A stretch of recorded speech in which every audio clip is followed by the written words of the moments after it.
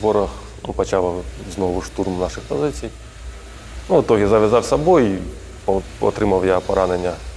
Погода була тоді така спокійна, сонячна. Я лежав і дивився в небо.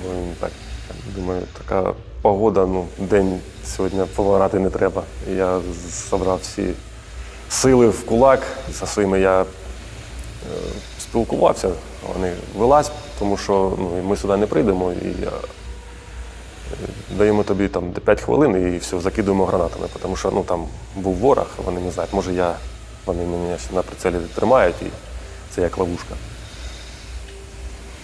І я зібрався, якимось чином добрався.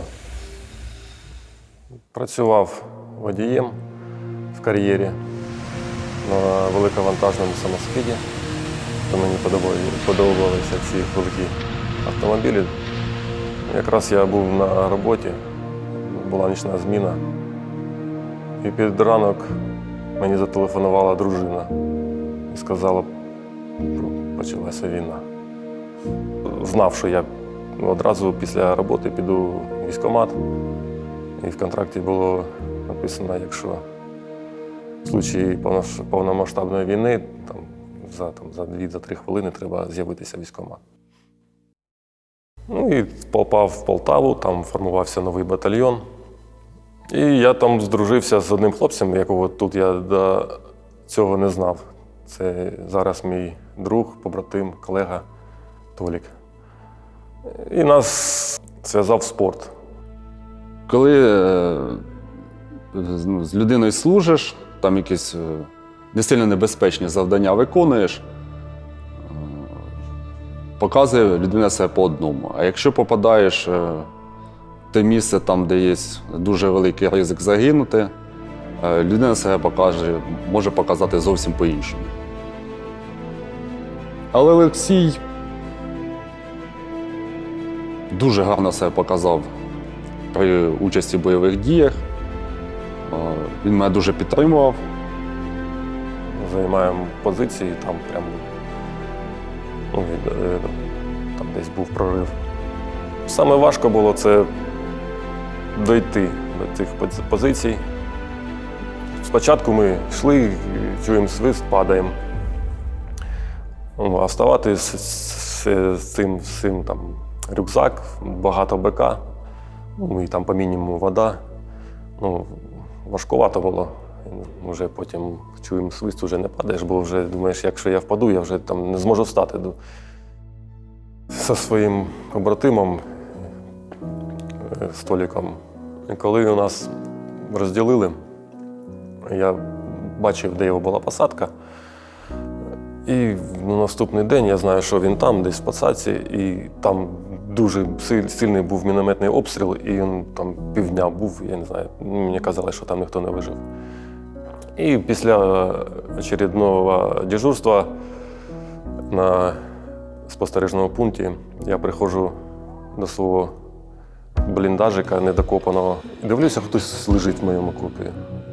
Я ж підходжу, він раз, я бачу, що то Толік. І в мене там і сльози, і радість.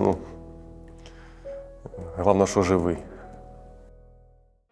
Коли при пораненні нас евакуювали, там десь в найближчий, і я там побачив знову свого побратима, друга, радісно було. І я попросив його телефон, і щоб він зателефонував моїй дружині. І я їй сказав, що зі мною все нормально, я тут попав в лікарню трошки. Вона приїхала з моїм другом, він її привіз. Це така зустріч була теж емоційна. Я весь такий був заросший, грязний, сльози, радість, тому що живий. Я звільнився і одразу ж пішов на свою роботу. Я пройшов медогляд, висновок такий, що я не можу бути водієм. Мій цей же ж побратим і друг Толік повернувся додому.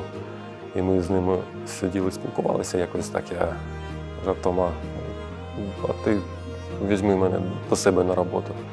А він, я побалакаю з керівницею. Прийшов на співбесіду, мене зустріла моя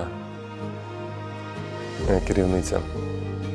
Я думав, що от реабілітація, повернення ветерана до цивільного життя – це щось типу вигадки, що потрібно якісь спеціальні для цього процедури чи ще щось. Але насправді я це зрозумів десь після декількох місяців після повернення на цивільне життя. Як там кажуть, ПТРС мене догнав. Але дякуючи також ще Юлії Володимирівні, яка, наскільки я знаю, пройшла навчання, як повертати ветеранів, в мене все вийшло. По-перше, в мене 4 моїх члени команди, які повернулися з війни.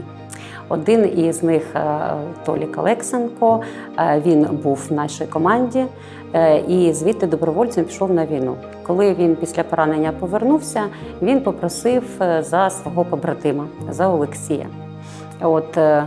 Я дуже душевно відношуся до військових, і мені дуже складно було відмовити, а так у нас ще й було вільне місце, тому я запропонувала бути нашим майстром виробничого навчання Олексію. Коли він прийшов на співбесіду, зазвичай я боялася, коли приходять військові, боялася не за того, що вони будуть себе якось не так поводити, боялася, що я буду себе не так поводити. Тому перед тим, взагалі, як приймала першого військового в наш колектив, я звернулася до військового психолога для того, щоб мені пояснили, як мені правильно себе поводити з ними. Бо я боялася їх або образити, або недостатньо уваги їм надати. Це для мене була несподіванка, і я почав працювати в ЦТЄ. І справді тут така команда, що до кого не звернешся, завжди всі раді тобі допомогти. Тому, коли Олексій прийшов на співбесіду, я побачила людину, і в мене не було такого, що він тільки повернувся з війни і що він був поранений. Я побачила дуже світлу, дуже добру людину, яка посміхається. Єдине, що в нього не посміхалося, це його очі. Коли я дивлюсь в очі нашим військовим, в них все одно залишається такий смуток до того, що вони там пережили. У нас були вакантні години, є такий предмет називається монтаж та ремонт металургійного обладнання. І так як він має досвід праці на Полтавському гірничо-збагачному комбінаті, має відповідну освіту з даної спеціальності, тому йому запропонували спробувати себе у ролі викладача. Коли почали розбирати навчальний план, що робити в предметі, як викладати, все зрозумів, звертався за допомогою, що дуже важливо, тому що коли ти якийсь досвід новий отримуєш, зазвичай багато людей думають, що вони все знають. Олексій не з тих, він не боїться щось нове робити в своєму житті, тому я думаю, спрацюємося. І я заходжу в офіс і бачу Олексія усміхненого, і він каже «Доброго ранку», то я розумію, що якщо людина, яка пройшла через пекло війни, знаходить в собі сили усміхатися, двигатися далі, то я не маю бути слабкою, і мені це додає якоїсь сили. Що якщо ця людина, яка бачила пекло, може йти, то і я зможу. Коли я повернувся, мене дуже сильно підтримала моя дружина. Дитина теж мене просто своєю присутністю мене, можна сказати так, лікував. Тому що я дуже за ними скучив і після поранення була така контрактура, ну, що рука в локті не розгиналася. Ну і нога теж там. Відчувається результат, і я став краще ходити. Ну, раніше я так шкутильгав сильно. Зараз спорт дає мені надії, що я буду жити повноцінним життям. Я схильна, що це люди з особливим стрижнем. Ну, я таких зустрічала. Можливо, в мене мало спілкування з ветеранами, можливо, якісь інші є люди, але я от зустрічала на своєму шляху тільки таких сильних, вольових.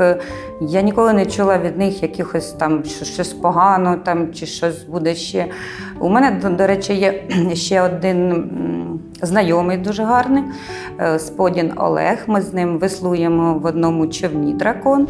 І от він і Олексій – це для мене такі два приклади для молоді. Да, я б навпаки про них розповідала, показувала, як вони з цим справилися і який зараз вони ведуть образ життя.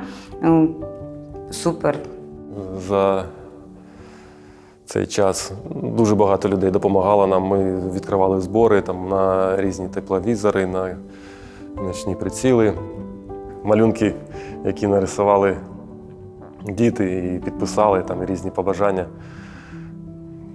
Теж прям ти розумієш, за що ти стоїш тут між ворогами і там, де нема війни. І моїй дружині окремо дякую, тому що вона мене підтримувала на протязі всього часу. Якби не вона, то невідомо, який би був фінал.